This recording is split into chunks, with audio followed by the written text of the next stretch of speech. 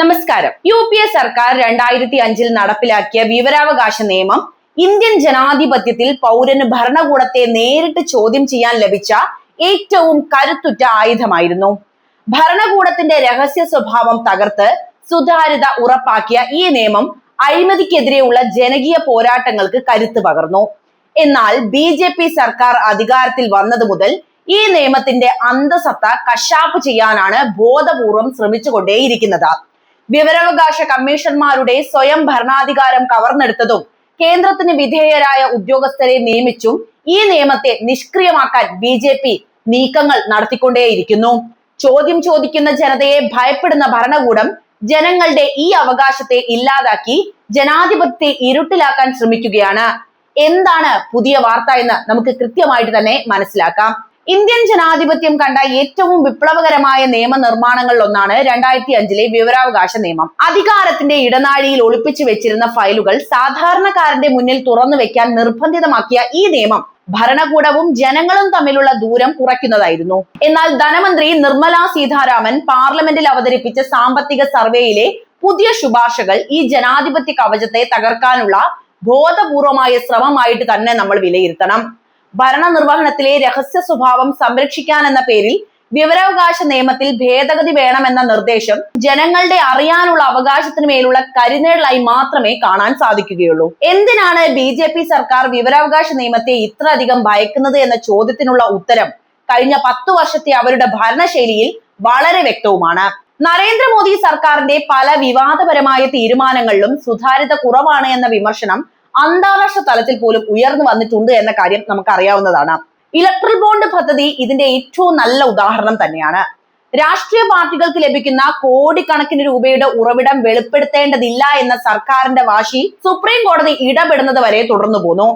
വിവരാവകാശ നിയമം പരിമിതപ്പെടുത്തുന്നതിലൂടെ ഇത്തരം സാമ്പത്തിക ഇടപാടുകളെ ജനങ്ങളുടെ കണ്ണിൽ നിന്നും മറച്ചു പിടിക്കാനാണ് BJP ശ്രമിക്കുന്നത്. PM കെയേഴ്സ് ഫണ്ട് വിവരാവകാശ പരിധിയിൽ വരില്ലെന്ന വാദവും ഇതിനോട് ചേർത്ത് വായിക്കേണ്ടത് തന്നെയാണ്. പൊതുജനങ്ങളിൽ നിന്ന് പണം സ്വീകരിക്കുകയും എന്നാൽ അതിന്റെ വിനിയോഗം ജനങ്ങളെ അറിയിക്കാതിരിക്കുകയും ചെയ്യുന്ന രീതി ജനാധിപത്യത്തിന് ഭൂഷണമല്ല.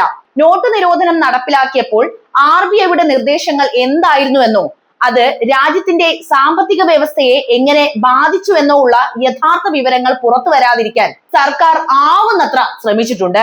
വിവരാവകാശ നിയമം ശക്തമായി നിലനിൽക്കുന്നത് തങ്ങളുടെ ഇത്തരം നിഗൂഢമായ ഇടപാടുകൾ ജനമധ്യത്തിൽ തുറന്നു കാട്ടപ്പെടുമെന്ന് BJP വല്ലാതെ ഭയപ്പെടുന്നുമുണ്ട്. ഭരണനിർവഹണത്തിലെ രഹസ്യ സ്വഭാവമുള്ള റിപ്പോർട്ടുകളും നയരൂപീകരണ വേളയിലുള്ള കരട് അഭിപ്രായങ്ങളും വിവരാവകാശ പരിധിയിൽ നിന്ന് ഒഴിവാക്കണമെന്ന വാദം അത്യന്തം അപകടകരം തന്നെയാണ്. ജനങ്ങളെ ബാധിക്കുന്ന വലിയ സാമ്പത്തിക സാമൂഹിക നയങ്ങൾ ആരുടെ താല്പര്യപ്രകാരമാണ് നടപ്പിലാക്കുന്നത് എന്ന് അറിയാൻ പൗരന്മാർക്ക് അവകാശമുണ്ട്. പ്രത്യേകിച്ച് നമ്മുടെ ഇന്ത്യയിൽ കോർപ്പറേറ്റ് പ്രീണനവും രാഷ്ട്രീയ ലക്ഷ്യങ്ങളും ഇത്തരം നയങ്ങളിൽ കലർന്നിട്ടുണ്ടോ എന്ന് പരിശോധിക്കപ്പെടാതിരിക്കാനാണ് ഈ രഹസ്യ സ്വഭാവം സർക്കാർ ആയുധമാക്കുന്നത്. 2005 സോണിയാഗാന്ധിയുടെ അധ്യക്ഷതയിലുള്ള ദേശീയ ഉപദേശക സമിതിയുടെയും മൻമോഹൻ സിംഗ് സർക്കാരിന്റെയും ഇച്ഛാശക്തിയാണ് വിവരാവകാശ നിയമം യാഥാർത്ഥ്യമാക്കിയത്. അത് ജനങ്ങൾക്ക് വലിയ ഉപകാരപ്പെടുന്ന ഒന്നായിരുന്നു. അഴിമതിരഹിതവും സുതാര്യവുമായ ഒരു ഭരണ സംവിധാനം വാഗ്ദാനം ചെയ്തുകൊണ്ട് കോൺഗ്രസ് നടത്തിയ ഏറ്റവും വലിയ ജനാധിപത്യ വിപ്ലവമായിരുന്നു വിവരാവകാശ നിയമം. സ്വന്തം ഭരണത്തിന് കീഴിലുള്ള രേഖകൾ പരിശോധിക്കാൻ ജനങ്ങൾക്ക് അധികാരം നൽകുക വഴി വലിയൊരു റിസ്ക് ആണ് അന്ന് UPA സർക്കാർ ഏറ്റെടുത്തിരുന്നത്. സ്വന്തം സർക്കാരിനെതിരെയുള്ള ആയുധമായി പോലും ഈ നിയമം മാറിയിട്ടും കോൺഗ്രസ് അത് പിൻവലിക്കാനോ ദുർബലപ്പെടുത്താനോ ശ്രമിച്ചില്ല. കാരണം ജനാധിപത്യത്തിൽ ഭരണകൂടം ജനങ്ങളോട് ഉത്തരം പറയാൻ ബാധ്യസ്ഥരാണ് എന്ന് കോൺഗ്രസ് അടിയുറച്ച് വിശ്വസിച്ചു. അധികാരം ഡൽഹിയിലെ ശീതീകരിച്ച മുറികളിൽ ഒതുങ്ങാതെ സാധാരണക്കാരന്റെ കൈകളിലേക്ക് എത്തിക്കാൻ വിവരാവകാശത്തിലൂടെ സാധിക്കുകയും ചെയ്തു. റേഷൻ കടകൾ മുതൽ വിദേശ യാത്രകൾ വരെ ചോദ്യം ചെയ്യപ്പെട്ടത് UPA സർക്കാർ നൽകിയ ഈ നിയമബലത്തിൽ തന്നെയാണ്. ഭരണനിർവഹണം സുഗമമാക്കാൻ രഹസ്യ സ്വഭാവം വേണമെന്ന സാമ്പത്തിക സർവേയിലെ വാദം ജനാധിപത്യത്തെ പിന്നോട്ട് നയിക്കുന്ന BJPയുടെ നീക്കം തന്നെയാണ്. ഭരണപ്രക്രിയയെ തടസ്സപ്പെടുത്തുന്നു എന്ന കണ്ടെത്തൽ യഥാർത്ഥത്തിൽ ഉദ്യോഗസ്ഥ മേധാവിത്വത്തിനും സ്വേച്ഛാധിപത്യത്തിനും വഴിയൊരുക്കാൻ വേണ്ടിയുള്ള നീക്കമാണ്. നയരൂപീകരണ വേളയിലെ അഭിപ്രായങ്ങൾ പുറത്തുവിടുന്നത് ഉദ്യോഗസ്ഥർക്ക് ഭയമില്ലാതെ അഭിപ്രായം പറയാൻ തടസ്സമാകുമെന്ന വാദം അഴിമതി മറച്ചുവെക്കാനുള്ള പുകമറ മാത്രവും. സത്യസന്ധരായ ഉദ്യോഗസ്ഥർക്ക് വിവരാവകാശ നിയമം ഒരിക്കലും ഭീഷണിയാകില്ല. മറിച്ച് അഴിമതിക്കാരായ രാഷ്ട്രീയക്കാരെ പ്രതിരോധിക്കാനുള്ള ആയുധമാകും അത്. വിവരാവകാശ നിയമത്തെ ഭേദഗതി ചെയ്യാനുള്ള ഏതൊരു നീക്കവും രാജ്യത്തിന്റെ ജനാധിപത്യ അടിത്തറയെ തകർക്കുന്നത് തന്നെയാണ്. BJP സർക്കാർ കൊണ്ടുവരാൻ ശ്രമിക്കുന്ന ഈ നിയന്ത്രണങ്ങൾ ജനങ്ങളെ അന്ധകാരത്തിൽ നിർത്താനുള്ള നീക്കം തന്നെയാണ്. സുതാര്യതയ്ക്ക് വേണ്ടി UPA സർക്കാർ നൽകിയ ഈ അമൂല്യമായ അവകാശം സംരക്ഷിക്കപ്പെടേണ്ടത് രാജ്യത്തിന്റെ നിലനിൽപ്പിന് അനിവാര്യമാണെന്നാണ് എനിക്ക് പറയാനുള്ളത്.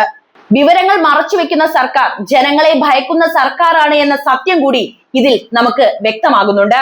2005 RT ആക്ട് ഇന്ത്യൻ ജനാധിപത്യത്തിലെ ഏറ്റവും കരുത്തുറ്റ ആയുധങ്ങളിൽ ഒന്ന് തന്നെയായിരുന്നു. എന്നാൽ BJP ഭരണത്തിന് കീഴിൽ ഈ നിയമം വലിയ രീതിയിലുള്ള വെല്ലുവിളികൾ നേരിടുന്നുണ്ട് എന്നും സർക്കാർ ഇതിനെ വല്ലാതെ ഭയപ്പെടുന്നതിനുള്ള വിമർശനം രാഷ്ട്രീയ നിരീക്ഷകരും അതുപോലെ തന്നെ സാമൂഹിക പ്രവർത്തകരും ഉയർത്തിയിട്ടുണ്ട്. ഭരണകൂടത്തിന്റെ സുതാര്യത ഉറപ്പാക്കാൻ രൂപീകരിച്ച ഈ നിയമം പലപ്പോഴും ഭരണകക്ഷിയുടെ താല്പര്യങ്ങൾക്ക് തടസ്സമാകുന്നു എന്നതാണ് ഇതിന്റെ പ്രധാനപ്പെട്ട കാരണം കൂടി. എന്തായാലും BJP സർക്കാരിനെ സംബന്ധിച്ചിടത്തോളം വിവരാവകാശ നിയമം ഒരു ഭീഷണിയാകുന്നത് അത് അധികാരത്തിന്റെ കേന്ദ്രീകൃത സ്വഭാവത്തെ ചോദ്യം ചെയ്യുന്നു എന്നതുകൊണ്ടാണ് എന്ന് നമുക്ക് മനസ്സിലാക്കാവുന്നതേ ഉള്ളൂ. നോട്ടു നിരോധനം പോലെയുള്ള നിർണായകമായ സാമ്പത്തിക തീരുമാനങ്ങൾ എടുത്ത രീതിയെക്കുറിച്ചും PM CARES ഫണ്ട് പോലുള്ള സംവിധാനങ്ങളിലേക്ക് എത്തുന്ന പണത്തിന്റെ ഉറവിടത്തെക്കുറിച്ചും വിവരാവകാശത്തിലൂടെ ചോദ്യങ്ങൾ ഉയർത്തുമ്പോൾ സർക്കാർ അവ കൃത്യമായി നൽകാൻ തയ്യാറായില്ല. ഇത്തരം ഫണ്ടുകൾ പൊതു അതോറിറ്റിയുടെ പരിധിയിൽ വരില്ലെന്ന സാങ്കേതിക വാദങ്ങൾ ഉയർത്തുന്നത് തന്നെ വിവരങ്ങൾ പുറത്തു വരുന്നതിനുള്ള ഭയം മൂലമാണെന്നാണ് വിലയിരുത്തപ്പെടുന്നത്. കൂടാതെ 2019 വിവരാവകാശ നിയമത്തിൽ BJP സർക്കാർ കൊണ്ടുവന്ന ഭേദഗതികൾ ഈ ഭയത്തിന്റെ പ്രതിഫലനമായിട്ട് തന്നെ നമ്മൾ കണക്കാക്കേണ്ടതുണ്ട്. അതായത് കേന്ദ്ര സംസ്ഥാന വിവരാവകാശ കമ്മീഷന്മാരുടെ സേവന കാലാവധിയും ശമ്പളവും തീരുമാനിക്കാനുള്ള അധികാരം കേന്ദ്ര സർക്കാരിലേക്ക് എടുത്തതിലൂടെ കമ്മീഷന്റെ സ്വയം ഭരണാധികാരം എന്നേക്കുമായിട്ട് ഇല്ലാതാവുകയാണ്. ഇത് കമ്മീഷന്മാരെ സർക്കാരിന് വിധേയരാക്കാനും സർക്കാരിന് താല്പര്യമില്ലാത്ത വിവരങ്ങൾ രഹസ്യമായി സൂക്ഷിക്കാനും അവരെ സഹായിച്ചു. ഇലക്ട്രൽ ബോണ്ടുകൾ വഴി രാഷ്ട്രീയ പാർട്ടിക്ക് ലഭിക്കുന്ന ഫണ്ടിങ്ങിനെ കുറിച്ചുള്ള വിവരങ്ങൾ വെളിപ്പെടുത്താൻ സർക്കാർ വിമുഖത കാണിച്ചതും അതുപോലെ തന്നെ സുപ്രീം കോടതി ഇടപെടൽ വരെ അവ രഹസ്യമായി സൂക്ഷിച്ചതും ഇതിന്റെ ഏറ്റവും നല്ല ഉദാഹരണങ്ങളായിട്ട് തന്നെ നമ്മൾ ഇവിടെ പറയേണ്ടതുണ്ട്. അഴിമതി വിരുദ്ധ പ്രതിച്ഛായയുമായി അധികാരത്തിൽ വന്ന BJPക്ക് ഭരണപരമായ വീഴ്ചകളോ സാമ്പത്തിക ഇടപാടുകളിലെ സുതാര്യതയില്ലായ്മയോ വിവരാവകാശത്തിലൂടെ പുറത്തു വരുന്നത് വലിയ രാഷ്ട്രീയ തിരിച്ചടി ഉണ്ടാകുമെന്ന ബോധം അവർക്കുണ്ട്. കോർപ്പറേറ്റ് ബന്ധങ്ങൾ, ബാങ്ക് വായ്പാ കുടിശ്ശികൾ, പ്രധാനപ്പെട്ട പദ്ധതികളുടെ കരാറുകൾ എന്നിവയെക്കുറിച്ചുള്ള വിവരങ്ങൾ പൊതുസമൂഹത്തിൽ ചർച്ചയാകുന്നത് തടയാൻ നിയമത്തിന്റെ ചിറകരിയുന്ന നടപടികളാണ് സർക്കാർ ഇവിടെ സ്വീകരിച്ചിരിക്കുന്നത്. ചുരുക്കി പറഞ്ഞാൽ ചോദ്യം ചെയ്യപ്പെടാത്ത അധികാരം ആഗ്രഹിക്കുന്ന ഏതൊരു ഭരണകൂടത്തെയും പോലെ BJPയും വിവരാവകാശ നിയമത്തെ തങ്ങളുടെ രാഷ്ട്രീയ നിലനിൽപ്പിന് വെല്ലുവിളിയായിട്ടാണ് നോക്കിക്കണ്ടത്. എന്തായാലും 2019 വിവരാവകാശ ഭേദഗതി നിയമം വിവരാവകാശ കമ്മീഷന്റെ ചിറകരിയുന്നതിനും കേന്ദ്ര സർക്കാരിന് കമ്മീഷന് മേൽ കൂടുതൽ നിയന്ത്രണം നൽകുന്നതിനും വേണ്ടി അവർ ഉണ്ടാക്കിയെടുത്തതായിരുന്നു. പ്രധാനമായും 3 കാര്യങ്ങളിലാണ് ഈ ഭേദഗതി മാറ്റങ്ങൾ വരുത്തിയത്. അത് ഏതൊക്കെയാണെന്ന് ഇനി പറയാം. ആദ്യമായി വിവരാവകാശ കമ്മീഷന്മാരുടെ സേവന കാലാവധി നിശ്ചയിക്കാനുള്ള അധികാരം കേന്ദ്ര സർക്കാർ കൈക്കലാക്കി എന്നതാണ്. മുൻപ് ഇത് 5 വർഷം അല്ലെങ്കിൽ 65 വയസ്സ് വരെ എന്ന രീതിയിൽ നിയമത്തിൽ കൃത്യമായിട്ട് നിശ്ചയിച്ചിരുന്നു. എന്നാൽ പുതിയ ഭേദഗതി പ്രകാരം കേന്ദ്ര സർക്കാരിന് എപ്പോൾ വേണമെങ്കിലും ഈ കാലാവധിയിൽ മാറ്റം വരുത്താവുന്നതാണ്. ഇത് കമ്മീഷണർമാർക്ക് തങ്ങളുടെ പദവിയിൽ സുരക്ഷിത ബോധം ഇല്ലാതാക്കുകയും സർക്കാരിനെതിരെയുള്ള വിധികൾ പുറപ്പെടുവിക്കുന്നതിൽ നിന്ന് അവരെ പിന്നോട്ട് വലിക്കുകയും ചെയ്യും. രണ്ടാമതായി കമ്മീഷണർമാരുടെ ശമ്പളവും ആനുകൂല്യങ്ങളും തീരുമാനിക്കാനുള്ള അധികാരവും കേന്ദ്ര സർക്കാരിനായി എന്നതാണ്. ഭേദഗതിക്ക് മുൻപ് മുഖ്യ വിവരാവകാശ കമ്മീഷണറുടെ ശമ്പളം മുഖ്യ തെരഞ്ഞെടുപ്പ് കമ്മീഷണർക്ക് തുല്യമായിരുന്നു. ഇത് കമ്മീഷന് ഒരു പ്രത്യേക പദവിയും അതുപോലെ തന്നെ സ്വയം ഭരണാധികാരവും നൽകിയിട്ടുണ്ടായിരുന്നു. എന്നാൽ ഇപ്പോൾ ശമ്പളം നിശ്ചയിക്കുന്നത് സർക്കാർ ആയതുകൊണ്ട് തന്നെ തങ്ങൾക്ക് ഇഷ്ടപ്പെടാത്ത വിവരങ്ങൾ പുറത്തുവിടാൻ ഉത്തരവിടുന്ന കമ്മീഷന്മാരുടെ ആനുകൂല്യങ്ങളിൽ കൃത്യമായ നിയന്ത്രണം ഏർപ്പെടുത്താൻ സർക്കാരിന് സാധിക്കും. അതും ഒരു തരത്തിൽ കൂച്ചുവിലങ്ങിടൽ തന്നെയാണല്ലോ അല്ലെ. ചുരുക്കി പറഞ്ഞാൽ വിവരാവകാശ കമ്മീഷനെ വെറും ഒരു സർക്കാർ വകുപ്പായി മാറ്റാനാണ് ഈ ഭേദഗതിയിലൂടെ ശ്രമിച്ചിരിക്കുന്നത്. കമ്മീഷന്മാർ പൂർണ്ണമായും കേന്ദ്ര സർക്കാരിന്റെ ഇച്ഛയ്ക്കനുസരിച്ച് പ്രവർത്തിക്കേണ്ടി വരുന്ന സാഹചര്യമാണ് പുതിയ ഭേദഗതി സൃഷ്ടിച്ചിരിക്കുന്നത്. ഭരണഘടനാ സ്ഥാപനമായ തെരഞ്ഞെടുപ്പ് കമ്മീഷന് തുല്യമായിരുന്ന പദവി ഇല്ലാതാക്കിയതിലൂടെ വിവരാവകാശ നിയമത്തിന്റെ അന്തസത്ത തന്നെ തകർക്കപ്പെട്ടു എന്നാണ് സാമൂഹിക പ്രവർത്തകരും ചൂണ്ടിക്കാണിക്കുന്നത്. എന്തായാലും UPA സർക്കാർ നടത്തിയ വിപ്ലവകരമായ ഈ നിയമം മാറ്റാനും അതുപോലെ ഇല്ലാതാക്കാനും തന്നെയാണ് BJP സർക്കാർ ശ്രമിച്ചുകൊണ്ടിരിക്കുന്നത്. വരുന്ന 3 കൊല്ലത്തിൽ അത് എന്തായാലും അവസാനിപ്പിക്കുമെന്ന് തന്നെയാണ് നമ്മൾ വിലയിരുത്തേണ്ടത്. ഈ വിഷയത്തിലെ നിങ്ങളുടെ നിലപാട് ഇപ്പോൾ തന്നെ കമന്റ് ആയിട്ട് രേഖപ്പെടുത്തുക. മറ്റൊരു വീഡിയോയുമായി വീണ്ടും എത്താം. നന്ദി.